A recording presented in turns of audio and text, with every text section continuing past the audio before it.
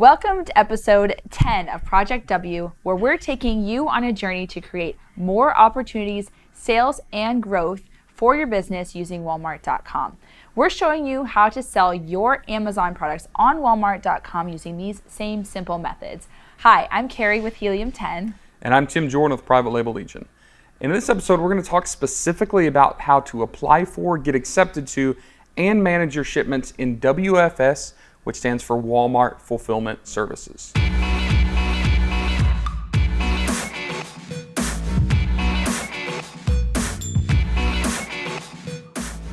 So the last episode, we talked about kind of the general handling and logistics and shipping your orders on Walmart.com. But in this episode, we're getting very specific and talking about WFS or Walmart Fulfillment Services. This is an accessory. This is an option. You don't have to use WFS to sell on Walmart.com, but we suggest it for most people, and we're going to talk specifically about it in this episode. So we're going to talk a little bit about when, why, and if you should use WFS. Is it a good fit for everyone? So Tim, what do you think? Is it a good fit for everyone? I don't necessarily think it's a good fit for everyone, but I think it's a good fit for most. Now, at the time of filming, we can say beyond a shadow of a doubt that WFS is developing. It seems like every month when we talk to Walmart, they say, oh, we've opened up another receiving facility or another distribution point. We know that there's some catching up to do when you compare WFS to like Amazon's FBA fulfillment system. Doesn't mean we shouldn't use it, but it doesn't mean that it's as robust yet. Now, when it comes to WFS, I will say this. Everybody should try to use it, but they should never put all of their eggs in that basket or that tray. Maybe? Because you need to be prepared to continue selling if your inventory gets stranded or if things are being checked in slow. So I like to use what I call merchant fulfilled redundancy. All right, have a backup plan. The way that looks in real life is if I have 5,000 units or 500 units that I want to sell on Walmart, I might send 400 or 450 units to WFS, but I'm going to keep back 100 or 50 units in my garage or in my warehouse or at my 3PL to be shipped using merchant fulfilled orders. Because if I tie up all my inventory and it's inbound and maybe it's not checked in yet or it's not distributed yet, my listing's not going to sell, and we have to get sales, right? So make sure that you are trying to use WFS, but you always have the backup plan of being able to use merchant fulfilled in case things move a little bit slow, or in case it takes a while to get checked in, or in case they're transferring from maybe different distribution center to a different distribution center. Now, I just said everybody should try to sell on WFS, but is everybody actually eligible to use this program? There isn't necessarily a specific guideline. You really have to kind of apply to find that out. But in general, you're going to want to be applying for products that you know have a good turnover. You're not going to be shipping in a container for something that you sell maybe one a day of. So they're going to keep in mind, what your sales rate is. So make sure that you get your sales volume up and show them that you can actually turn over your products. I think that would really help quite a few people. But yeah, go ahead and apply no matter what, and see if they'll accept you for the WFS program. And we've seen people apply and get accepted within days, and we've seen people apply for WFS that haven't heard back in a couple months. But we really, really believe that what they're looking for is high volume, actual sales, because they don't want to fill their warehouse up with a bunch of stuff that doesn't move. Yeah. So the application process is one that a lot of people ask about, and Carrie's actually going to walk us through the actual stages of the application process that are relevant to us. Yeah. So I actually went ahead and I've actually already applied to WFS for us, but I screenshotted the entire process so that I could share it with you. So this is what the application looks like. And if you go to the top a bar of your Walmart Seller Center, it says apply to WFS, and you click on that, and that's where you're going to find this application. So right here where it says apply to WFS, you're going to basically show what your total US online revenue is for the last year. So it has different ranges. You're going to choose the range. You're going to show how many SKUs you're interested in fulfilling. So you don't necessarily have to send all of your products. So I would recommend keeping in mind your best selling products when you're applying this for this first. So utilize those first. What percentage of the SKUs would be new listings on Walmart Marketplace so that you haven't even listed? And then also, what is the average sales price of the SKUs you're interested in listing on WFS? So these are kind of very basic questions that you should just be prepared to answer and have ready. The next page here is inventory. So this is where they're going to ask you about the turnover and things like that. So that's why it's important to really apply with products you know have a really good turnover rate. So you're going to show the how many total units you're interested in placing with WFS, and then you're also going to fill in the weight and all of that great information. So, and then at the bottom here you see it says select average turn rate. So something that you actually need to know on this part, when I was filling it in, you actually have to have an answer for every single one of them. So even if it's not applicable, you have to click those on that. So I only filled in the first two because I only had products, but you have to say I don't have these, because I kept trying to go to the next page and it wouldn't let me. So you have to kind of fill in everything, or else they won't let you go to the next step. So that's something that took me a little too long to figure out, actually. And then this is the last page about the brand. So it lists the top brands that you would bring to WFS.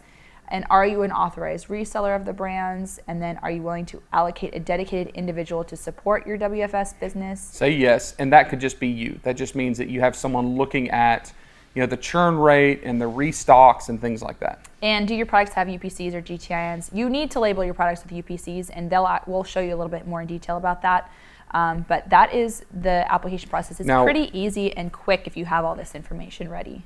Now, you just said UPCs or GTINs. We've actually loaded our listings with GTINs, which is fine when you sell it, but we'll get into labeling in a second. But keep in mind that we're not contradicting ourselves. You can sell with a GTIN, but to actually ship into WFS, you'll have to have a UPC sticker, because that's what they use for the inventory control management system. Absolutely. All right, so after Carrie actually went through and applied, we were accepted. Yay! So we are actually in WFS right now. We have our products that are being shipped in, and we want to cover kind of some of the navigation of what it looks like inside the WFS Seller Center platform, right? Like, what does this look like? We want to talk about how to convert your listings to WFS once you're accepted, how to set up new shipments, how long it takes maybe to get checked in. We can talk a little about that. And then we're going to actually look at how to manage inventory levels for kind of restocking purposes. So Carrie, if you would kind of walk us through this. Now we're here in our Walmart Seller Center, and if you can see, we actually didn't have this at the bottom before where it says WFS, and we have all these different categories here. You can manage inventory, send inventory. The first thing that you're going to actually need to do, and we're not going to go into detail about this on this episode, but you actually have to convert the products over to WFS that you want to sell, because if you do merchant fulfilled, you actually set them up with shipping templates. And so if you're already selling and shipping things out, you've already created those shipping templates. So you basically have to click on these listings and then say, I want to convert them over to WFS. And the way that you can do that is you can just check the product, and then you're going to go up to this little drop down. You can say convert items in bulk to WFS or a single item. I actually like to do the bulk because it's a spreadsheet upload. So that's how you would do it. You can do it either way. So definitely you have to convert them over in order to be able to take advantage of WFS.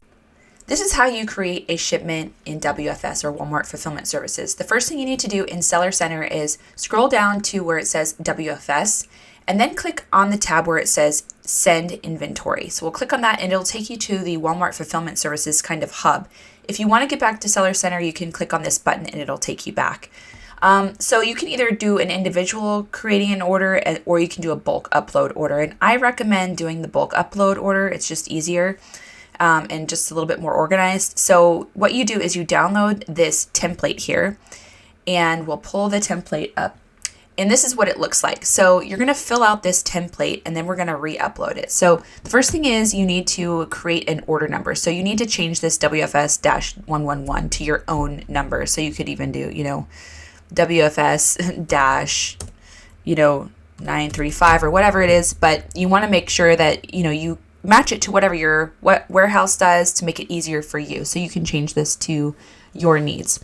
Then you're going to put in the address where you are shipping from, or basically all the returns could go to. So this is a return address here for your warehouse. And then right here, you're going to do an expected delivery date. You want to make sure it's in the same format here with the dashes. And the expected delivery date is really just an estimate of when you think that it will actually arrive at their facility. And our warehouse is only an hour from WFS where they want us to ship this. So usually it's not that long, but I usually put a week in for expected delivery date just to give it some time. But that's just an estimate of an expected delivery date. So you're going to change that. You're also going to put in either your UPC, your EAN, or your DTIN here. And then you're going to actually put the number right here, but the type right here. You're going to put your vendor SKU right here. So these are the SKUs that you put into Walmart. I know some people have different SKUs on Walmart and Amazon. So whatever your SKU is for the Walmart products that you've entered and the SKUs as you've entered them into Walmart. Item description here, this is not an entire description. This is just for your reference. So it should be short so that you can see exactly what the product is. So for example, here's just blue jeans, or here's a Google Mini. Right here, this next tab, or this next column, you're going to put the quantity of sellable units. So I'm just going to put 50 here and 50 of each. Okay, so this is the number of units, individual units that you're sending in of each one of these things. And then this next column right here is the number of cases. So if you have 50 in a case, you're going to have one case. So we're going to go ahead and put 1 on both of those because we'll put 50 in each case. And then the last one is the inner pack quantity. So how many units per case? So in this case, it's going to be 50 units per case. So I'm going to put 50 in for both of those.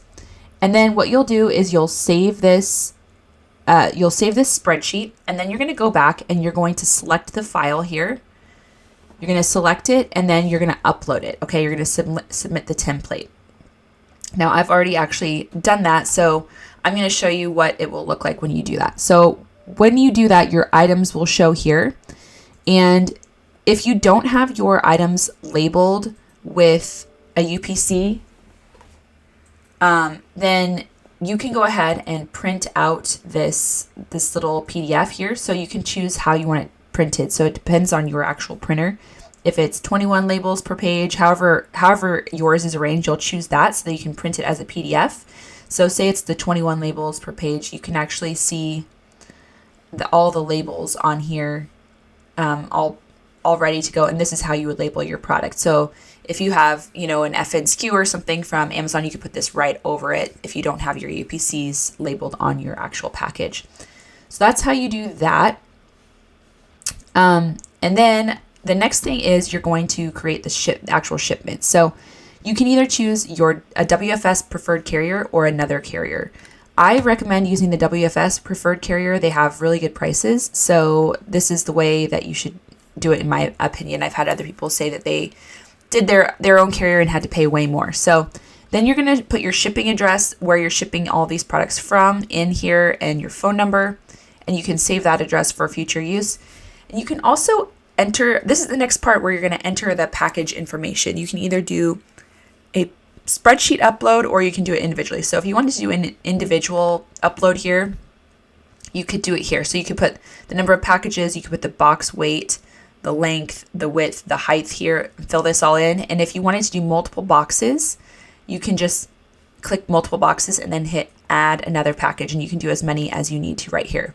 Otherwise, you can do a bulk upload, and you would download this template, and it looks very similar to the other spreadsheet, but it's basically you're going to put the same information in. You're going to put the package number, the weight, the length, the width, the height, and the contents. Okay, so it's pretty straightforward. If you wanted to fill that out and upload it, you would upload it right here when you're finished filling it out. And then once you're done with that, you're going to hit I agree to the WFS preferred carrier and then hit accept charges. Once you do that, you'll have all the labels to print out, and then you'll get tracking information that's populated in here. So that is how to create your WFS shipment. It's pretty straightforward and easy. So I recommend usually using the templates if you can, because it does it usually is just a more seamless process. But if you are putting in the information per package, it's also fine to enter all that information individually right here without a spreadsheet. So all right, that's how you create a WFS shipment. So now that you've seen how to actually set up a shipment, you may be asking, how long does it take the inventory to arrive, get checked in, and be ready for shipping out? That varies on a ton of possibilities, right? How far away is the receiving center that you're shipping to? How slow or fast are the trucks moving? How big of a backlog is there at that receiving center to actually check the products in? If it's right before Q4, it's probably going to take a little longer than the middle of April, right? Generally speaking, though, we see most of our products landing, being checked in, and ready for shipment, available for purchase within about a week to 10 days. Is pretty average. There are a few variables to that, but that seems to be pretty average. So it's very similar to FBA, as long as you're not talking about the very, very high traffic, really, really backed up and saturated kind of times of the year. It's pretty simple. And if there are any issues, you can give them a call and they'll help you resolve the issues. They're actually very helpful on WFS, so that's a good thing to be able to have access to. So Carrie, let's talk for just a second about labeling. If we're talking about Amazon, we have our FN SKUs or UPCs on a product. We have carton labels. And then if we're sending in less than truckload, we also have pallet labels. What does the labeling situation look like sending products into WFS? So you basically are going to have to label each product with your UPC code. So most people with their products, they have it professionally packaged and it's already got a UPC. And usually with Amazon, we have to add in that FN SKU sticker. But with Walmart, you actually don't have to do that. So if you have the UPC on there, it's good. But we also can print out the labels of the UPC codes for each different product if you're used to just putting the FN SKU on there. So when you go ahead and create the shipment, you can actually print those out, and I showed you how to do that. So you basically need to make sure that each one of those is labeled, and you'll just need to label the package with the labels that are provided on the back end of Walmart Fulfillment Services. And as Carrie showed you in the walkthrough, it's all pretty intuitive. It's not that difficult. Don't get hung up on maybe the perceived complexity of this. It's pretty simple. Just got to package your stuff, label it, ship it in just like you're used to doing on Amazon. All right, so now let's talk briefly about changes, right? We know that WFS, as it continues to develop and evolve and mature, it's going to change. Things are going to maybe get better. Things are going to look a little bit different on screen, and we'll try to keep our content here updated as best that we can. But even from the time that we film this to the time that it's actually released here in a very short period of time, there might be some little changes. Just remember that you've got to log into your account, you've got to play with it, you've got to check it, you've got to navigate through the screens. If you have any questions, Walmart seller support is actually really good, right? You can send them messages that can answer those questions. And typically what we're seeing with Walmart is every change that happens is for the good. When they make a change, it's a better feature, it's an improved feature, it's a new feature. So actually those changes are, from our end at least, fairly welcome, right? So I also wanted to mention that using WFS is actually really a good idea. So I highly encourage you all to apply, even if you don't think you would qualify for it, because once I got all of our products into WFS, our ranking jumped massively. It wasn't even showing at all, but once it got into WFS, our listing quality score went way up, and we actually could start seeing our product on the pages that we wanted to see it on. So it's definitely really helpful and an important part of the ranking process. So I highly recommend at least trying to get into WFS if you can.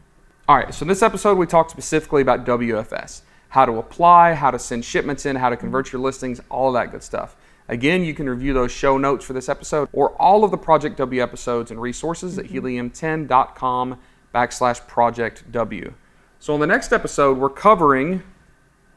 are going to be covering pay-per-click advertising.